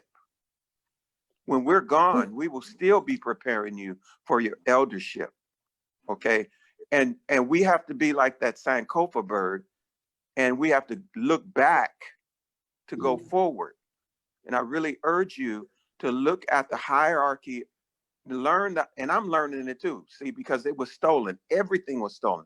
I'm urging you to be more patient with us, because there's no equality. There's only the movement to liberation. There's only the movement to the success that we're going to have. And there's only one way throughout the ages that we have seen is that reaching out and understanding the ancestors. Then younger people are venerating the elders, and everybody gives a specific hierarchical respect to the elders. There is a reason for that, because that's the order of the universe. Our universe is African people. So I just, I don't know whether it's sticking with everyone, but this is what I have learned as I became an elder. There was a time when I knew everything. Okay. And I'm not saying that to put anybody down, but I am saying that as I look back on the wisdom of my parents, okay, and I look back at the wisdom of my uncles and aunts, they weren't necessarily so-called educated, okay? None of us are educated, if you want to know the truth. We've all been trained, and we've all been trained to become subservient to Eurocentric culture. And until we break those chains, until we actively study who we were and actually learn and start to study and read those things as far as what we really contributed, then we can really understand our position at the age that we are. Okay. And that's just, that's just something to share. That's just some wisdom. Well, and so here's where having this discussion, because I really don't want to make it seem like we singled you out, Tyler, because a lot of what you said is why I think the other generations are a little wrong, right? And so, which is why I also think this conversation needs to continue, right? So I'm actually putting forward to the group, we're at an hour and a half. I would like to have this discussion continue to take place, right? Because when Tyler said using the word energy indicates work, I don't think I have heard a single sentence that struck straight to my heart in the past week or month. And I've been doing a lot of reading of really brilliant people. Okay. Nothing has impacted me like that, because it's like, yes, that's exactly why, like, when you start to hear certain terminology, it's like, I don't want to do that. Right. Yeah. And so then it's like, well, if I don't want to do that, then I have my movement over here, right? So, and my thing is, and here's where I think why I keep saying I think both generations are wrong, because I think my generation is probably the least averse to language. right? Because I feel like Tyler, right? Like the reason why Tyler has so much of my respect is because Tyler is my freaking spirit animal. Right? Tyler lives the way Thomas would live if Thomas didn't have a bunch of junk stacked on top of him from the 80s, right?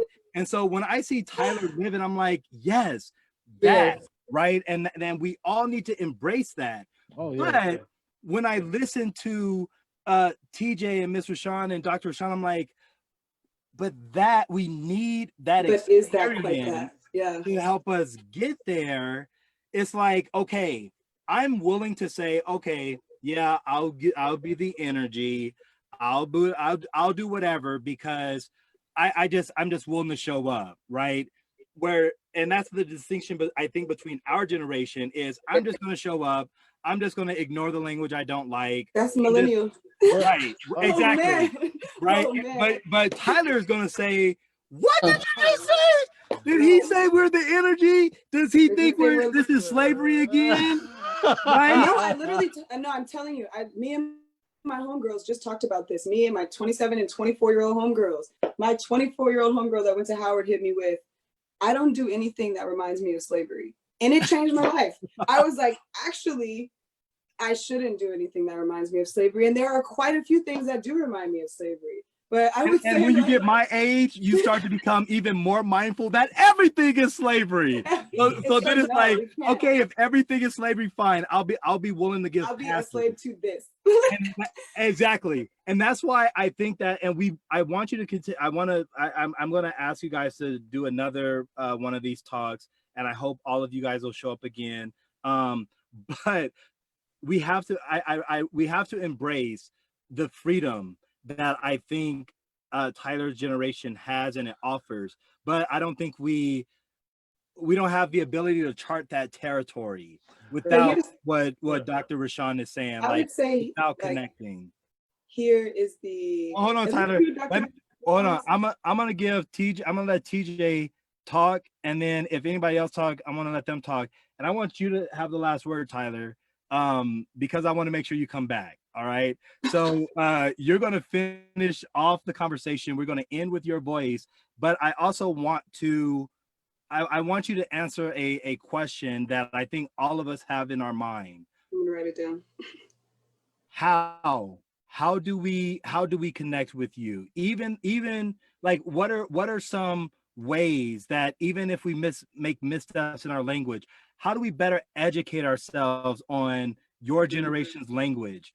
Right? Because I think where we are right now in history is that we've seen what we're experiencing cycle through enough, where enough people are saying, okay, I've seen this before. We can probably make change this time, right? But we need their audacity, right? Yes. But then you guys are like, well, no, we're not slaves. So we're going to be audacious over here.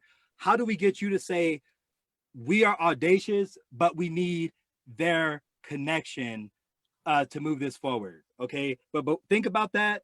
I'm going to give you the last word, and I'm going to let you answer that question. If TJ, Mrs. Rashawn, or Dr. Rashawn want to, Khalif want to say anything, please have your final thoughts. Yeah, so my final thoughts will be, first, thank you guys, man. I appreciate it. I've learned a lot today from everyone.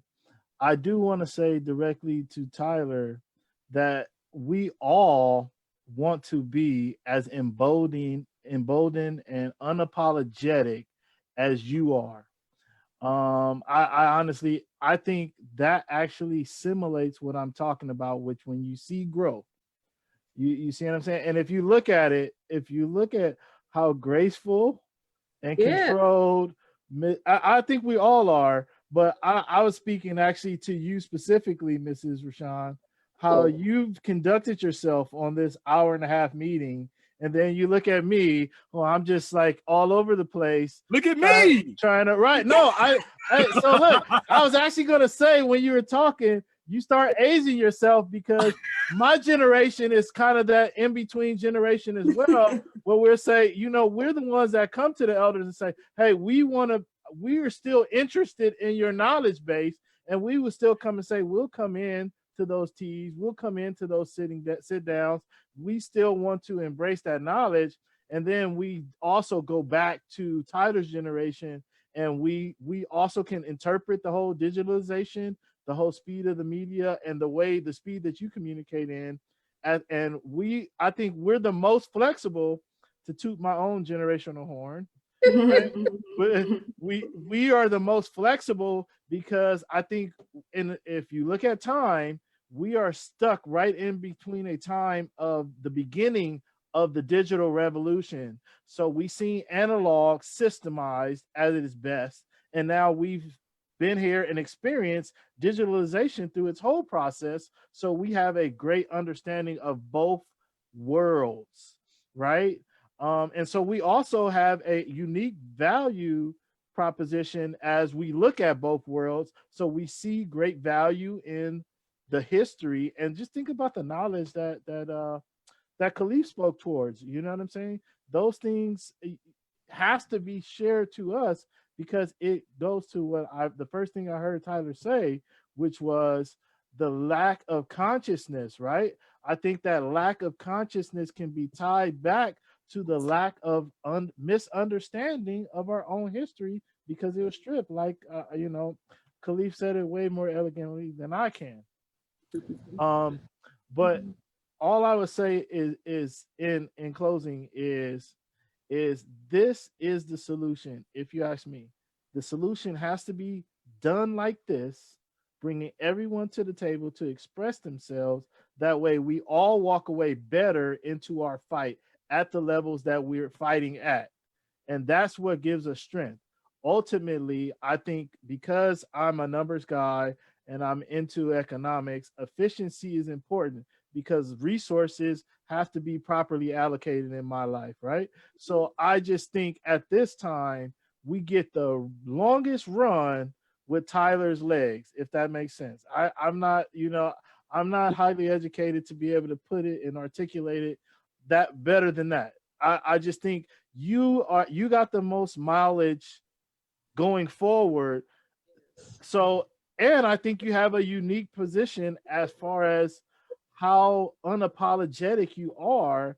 And I think those two skills or qualities are needed exactly at this time. I also think it's because of us as well. That generational growth that I was talking about, that has birthed the Tyler. And I agree with you.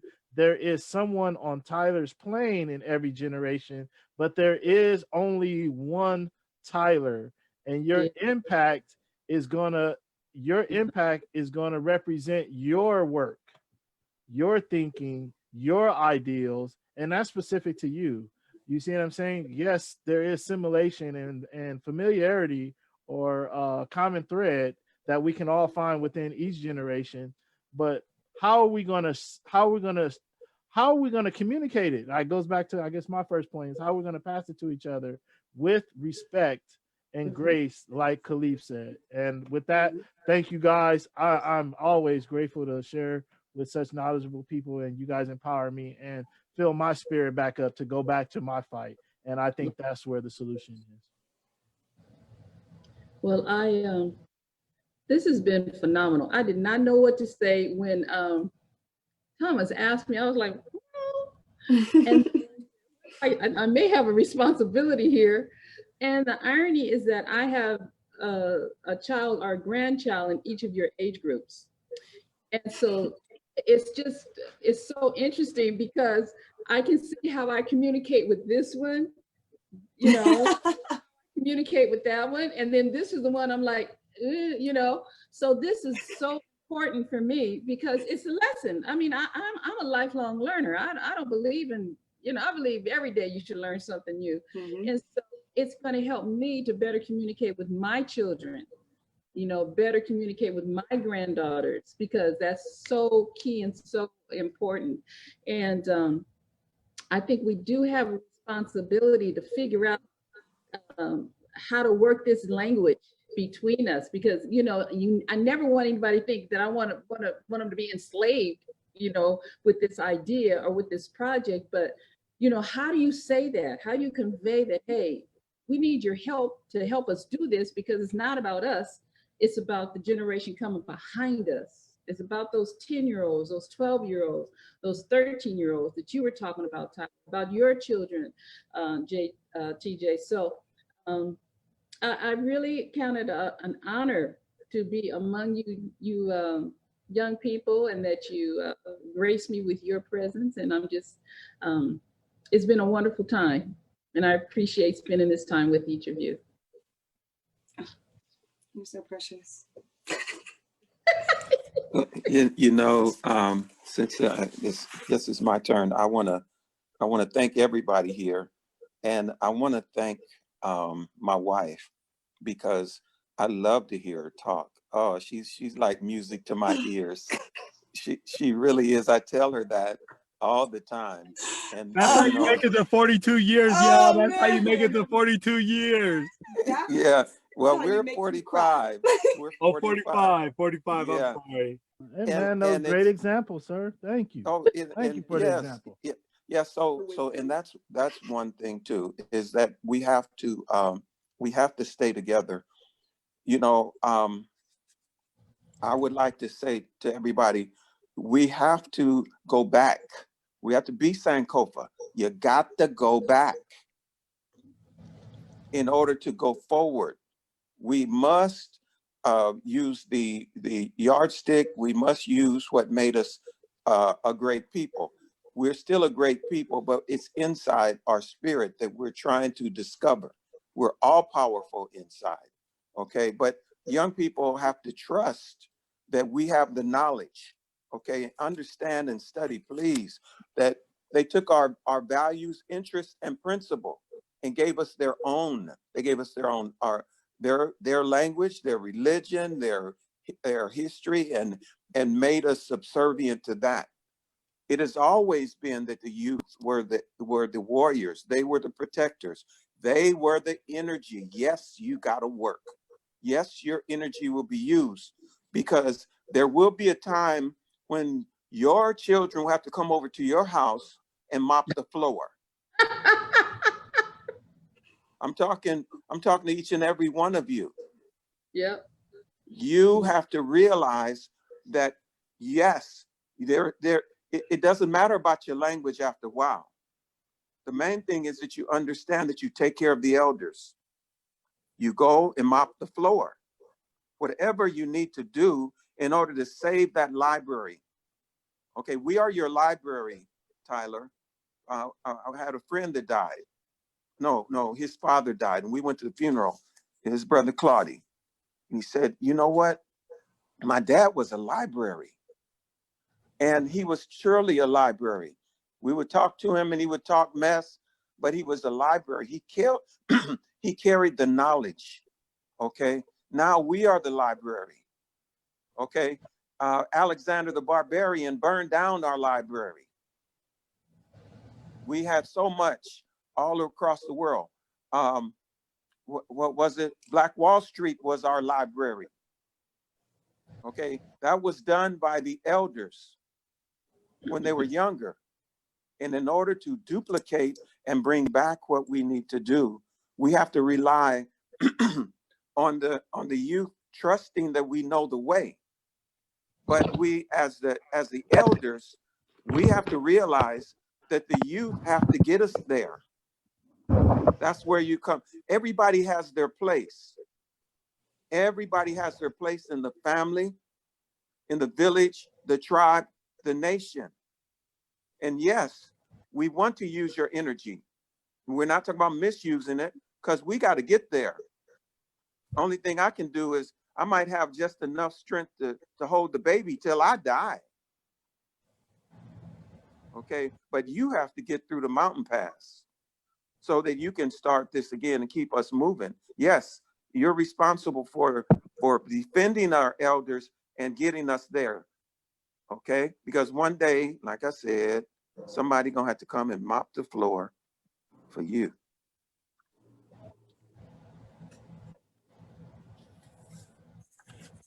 All right, Tyler, want to close us out?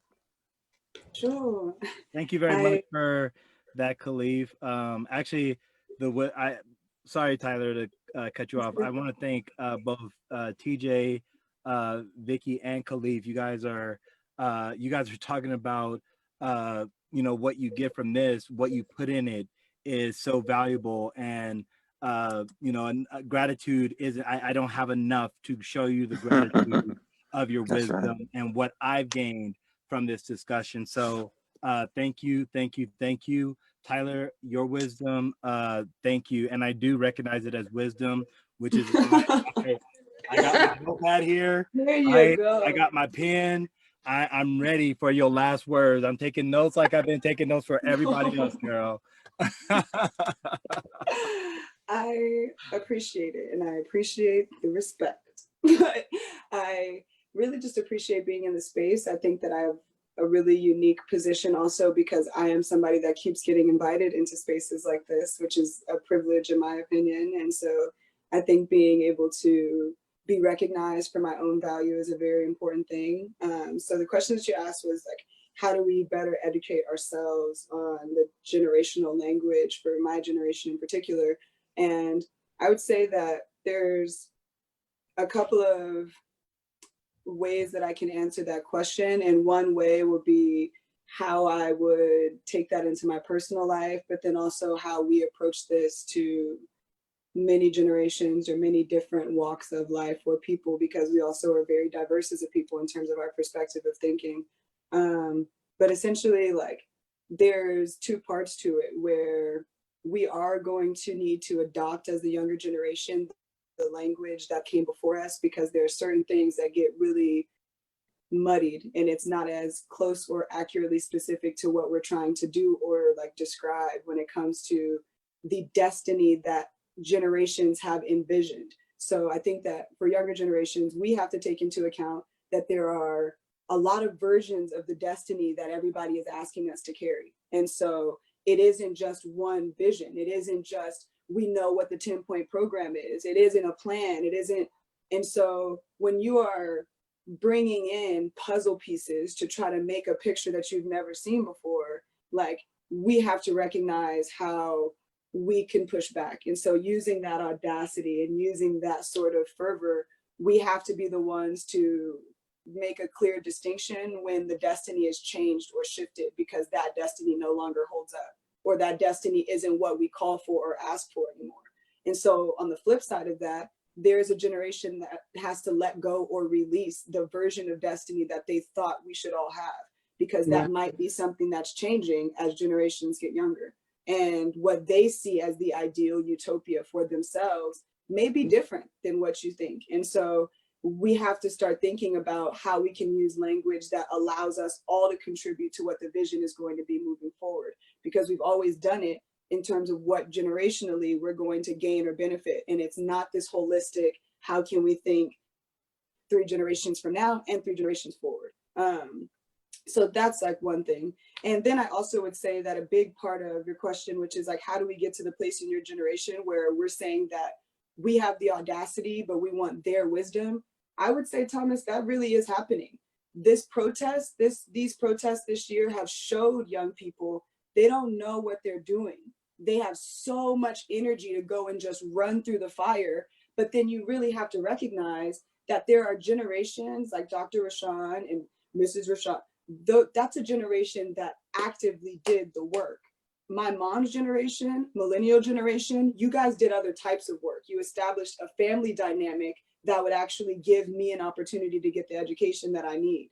But you would say that there is a generational gap because we didn't see social justice or advocacy or civic engagement, I should say, very closely in our homes. And so we're going out to grandparents in a generation that I don't have grandparents. There's a lot of people who don't have paternal grandparents in my generation. A lot of people who don't have maternal grandparents or are missing. There are links of elders that are missing based off of the prison industrial complex, based off so many things are factoring into why young people actually they're not even surrounded by an older generation. So it is like they have to purposely place themselves in a space in order to even receive the information.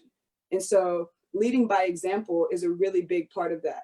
This is the generation that is showing you what happens when you don't lead by example, but you just try to show them all the options. My mom's generation showed me all the options that there were, but it's a 2-part thing. You have to show people options and give them access to options. And if you don't do both, neither of them matter. And so it is a two-part thing where we're now going to be bridging gaps within the family dynamic, where you're empowering this sort of engagement from birth, or fostering this sort of like leading by example, or wanting to be engaged with the community. Because now that I am, my younger brother is 11 and a half years younger than me. And so my brother is about to be 12 next week. And the difference is my mom has me in the generation, as my mom is also, she's not dead yet. So she's growing with what's going on, the current events. And now she has this energy where she is giving so much of that example of civic engagement to my little brother, where it's second nature to him to be engaged with what's going on in the Black community. And so that wasn't my second nature. I waited until I was in college to really explore a lot of that, because I wasn't going to schools in predominantly Black places. And so the issues just weren't as like pressing for me to try to solve. And so that's a really big thing. And I think that recognizing that the issues are intersectional is really, and that's my favorite word, is intersectionality. Like it's not just about the generation. You now have to start factoring in, is this person a woman? Do they identify with the gender? What is their sexual orientation? What is their socioeconomic upbringing versus their socioeconomic status now? Like all of these things play into that conversation. And so we shouldn't just start to, we've always had the problem in our community of pigeonholing Black people into thinking Black. And we're not there yet. We aren't there on a unified consciousness to say this is what being Black or thinking Black looks like. And so we kind of have to recognize that there are a lot of other factors than just being Black or the generation that you're in that's going to go into whatever conversation you're having. And then really the last point, which I think is really the best point that I can make, is that I think that the real small step solution is affirmation, words of affirmation on both sides. You have so much less problem doing the work when somebody just recognizes you for it. Somebody just takes the time to tell you that you are doing a good job. Like being on this panel where people recognize my intellect as being valuable in the conversation doesn't make me feel attacked when the conversation gets conflicted or heated up. It makes me feel like you value me enough to actually listen to what I'm saying. And so I don't think that we are exchanging enough words of affirmation generationally on, hey, you did a good job doing this. Hey, you're doing a great job doing that. But the protests have changed that dynamic a little bit, where I do see how important and special it is for young people to be being told by older generations, like, keep up the good work. We really are proud of you. We really support everything that you do. And that is encouraging. And that's encouraging the youth to go and do it more. And so I do think that words of affirmation go a really long way, and that will help us see and identify better exactly where we're not necessarily given 50-50. And to the wisdom of Dr. Khalif, I will take back the equality, because I don't think that's what I mean either. I think of wholeness, and wholeness to me sometimes comes 80-20. But what my point was really that we all are capable and very well equipped on both sides to do exactly what we need to do. And so my point was more so along the lines of those bridges. Like there's bridges and anomalies and special people that are going to help this be easier, an easier transition. But at the same time, there really does have to be, what I'm hearing and what I realize is that there has to be a level of give where people are just comfortable doing the work for no reason. Like, you don't have to get anything back directly. You don't have to be the one to benefit. You don't have to, people have to be okay with fighting for things that they might not see the end of. And that's something that I feel like my generation is struggling with, because they thought that they did see the end of it. That's what we were being taught in school. And so now that we're not, we're like, so you didn't do your job? So if you didn't do your job, what makes you think I'm going to do your job for? And then it becomes this whole other thing. And so it's a big ego thing. And that's where the spiritual conversation comes in, where we have to start dismantling that. So everybody just be nice to each other, say nice things to each other, tell them that they're doing good. Like reach out to a young person that is maybe not going to expect the way that you're reaching out, but email them, do something that isn't even within their language, and that they will appreciate that gesture, I would say. But I think that on the other end, I will talk to the people that are in my peer group about what those gestures look like and how older generations are trying to reach out, and they're being ignored because they don't see it as a valuable way to reach out, or they just don't understand it. But all the times that I've been invited by my aunts to go to lunch, or they just want to talk on the phone, or they want to text me and they send me things, like, that's cool. And we just send photos. They want to see my graduation pictures, or it just, you have to have this sort of flexibility on both ends. And I think that we are reaching that point because these conversations are happening. And so I really appreciate being in this space too. And I think we should continue to do it and open it on different platforms and diversify the platform, because Facebook is also an older generation. And so diversifying that platform where you're on Instagram and Twitter doing live, you're bound to get more young people to be involved. And so there are ways that we can bridge the gap just by changing the platforms that we're doing the same thing. So yeah, I love you guys and I appreciate everything. It's really special to talk to like people that actually understand where I'm trying to go with things, because I am trying to go with things. And I don't want us to sit in this place because you guys are talking about your grandkids. Like, that's my little brother. It's my little brother's friends. Those are my babies that I don't have yet. Like, we're in a world where I don't even know if I should have kids because the climate sucks. Like, those are real conversations that are happening amongst my generation right now. And so I think that I would just echo the sentiment that I've been trying to acknowledge, which is just, we are trying, and we really do value every aspect of it. And just because we aren't as transparent about that aspect of it, there are a lot of young people that are screaming that the leaders of Black Lives Matter, the leaders of these rallies, the leaders of all of these organizations need to be calling on the elders. They are asking that by verbatim. And so there is a call and a need for it. And so this is where it starts, is just making sure that the space is available. Tyler, you amaze me. I love you so much, Thomas. That's why you're gonna end up in my spaces. Like I can't, I don't know. My mind is absolutely, I had to put my paper down. You literally just took it to church, and I'm not gonna say too much more because I don't want to lose the essence of what you just provided. So I'm gonna close. I will be in contact with all of you about part 2, where we get to dive in a little bit more into language. I think that Black versus African American, the energy, the slave, how are we using all this stuff? I want to unpackage that a little bit more. So I'll be in contact with you, but thank you guys. Be blessed. You're welcome. Thomas. You're welcome. Thank you for inviting. Bye, everybody.